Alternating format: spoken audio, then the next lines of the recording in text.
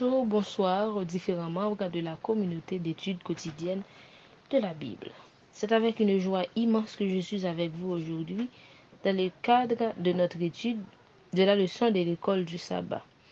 Tandis que nous sommes au début d'une nouvelle semaine, nous abordons aussi une nouvelle leçon sans nul doute qui s'avérera plus pertinente et je suis sûre qu'il va vous intéresser autant que moi.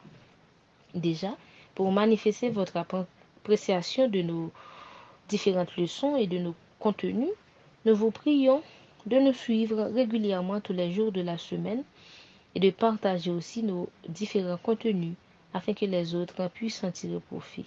Vous le savez déjà, vous aurez tous la bénédiction du ciel. La semaine dernière, nous avons étudié la leçon 5 qui avait pour titre « La foi contre toute attente ».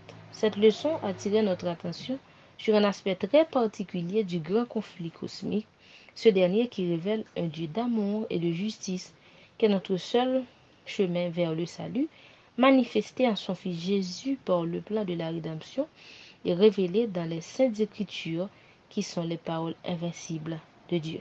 Cette semaine, nous abordons une autre leçon, toujours dans le cadre du grand conflit, qui est la leçon 6 qui a pour titre « Les deux témoins ». Nous prions le Seigneur. Père Saint, nous te remercions pour ta grâce envers nous manifestée. Tandis que nous apprêtons à étudier ta parole, donne-nous ton Saint-Esprit, au nom de Jésus. Amen. Leçon 6, les deux témoins.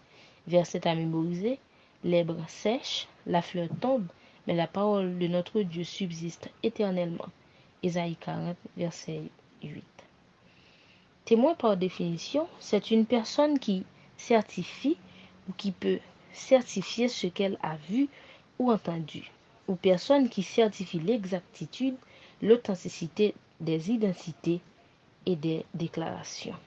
Au sens biblique, on attribue le mot témoin aux deux parties de la Bible qui sont l'Ancien et le Nouveau Testament, qu'on appelle de manière symbolique les deux oliviers, les deux chandeliers qui se tiennent devant le Seigneur de la terre.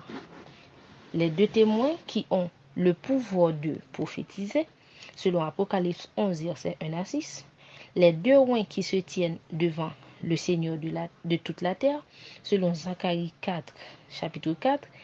De la vision de Josué aussi dans le même livre, Zacharie chapitre 4, versets 1 à 3, il parle de 7 chandeliers d'or qui portent 7 lampes, qui sont les 7 esprits de Dieu, et ses yeux qui sont sur toute la terre, et à sa gauche, puis à sa droite, c'est-à-dire le chandelier, il y a les deux oliviers qui sont l'Ancien et le Nouveau Testament, qui sont surveillés par l'Esprit ou par les 7 esprits de Dieu qui sont présents sur toute la terre.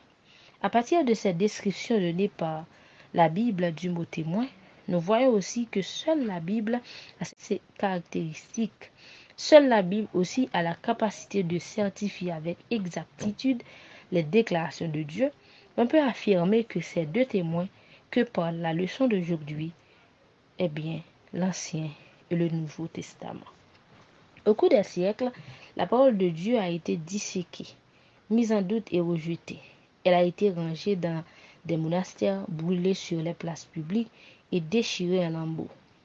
Les croyants en la Bible furent ridiculisés, emprisonnés et même martyrisés. Malgré tout cela, la parole de Dieu a prévalu. L'Église médiévale avait persécuté les chrétiens fidèles à la Bible. Toutefois, la parole de Dieu éclaira les ténèbres. L'oppression et la persécution n'avaient pas empêché la proclamation de la parole de Dieu. Pendant le procès du traducteur anglais de la Bible, à savoir William Tyndale, qui était jugé pour sa foi, on lui demanda à savoir celui qui l'avait le plus aidé à diffuser la parole de Dieu. Il réfléchit à la question et répondit « L'évêque de Durham ». Les magistrats furent choqués. Tyndale expliqua qu'à une occasion, l'évêque avait acheté des exemplaires de sa traduction de la Bible anglaise et les avait brûlés publiquement. Ce que l'évêque ne savait pas à l'époque, c'est qu'il aidait grandement la cause de la vérité. Il avait acheté les Bibles à un prix beaucoup plus élevé que d'habitude. avec un achat aussi important, Tyndall avait pu imprimer beaucoup plus de Bibles qu'il n'en avait été brûlé. La vérité écrasée de la poussière se relevait encore et encore pour briller de tout son éclat. À travers la leçon de cette semaine, nous allons voir qu'en dépit des difficultés que traverse la parole de Dieu, que cette dernière a un rôle fondamental, l'autorité et la puissance dans le cadre du grand conflit cosmique. Cette parole, représentée par les deux témoins, qui a été éclipsée et abandonnée pendant une période prophétique de 1260 années, l'une des attaques les plus virulentes contre les Saintes Écritures et la foi chrétienne. Nous vous encourageons déjà à étudier la leçon de cette semaine afin d'attirer plus de profit et de nous concentrer sur la parole de Dieu qui est notre seule source de salut. Que Dieu vous bénisse tous. Merci Père pour la révélation de ta parole. Donne-nous ton Saint-Esprit au cours de la semaine afin que nous puissions décrypter ta parole et nous préparer pour ta venue.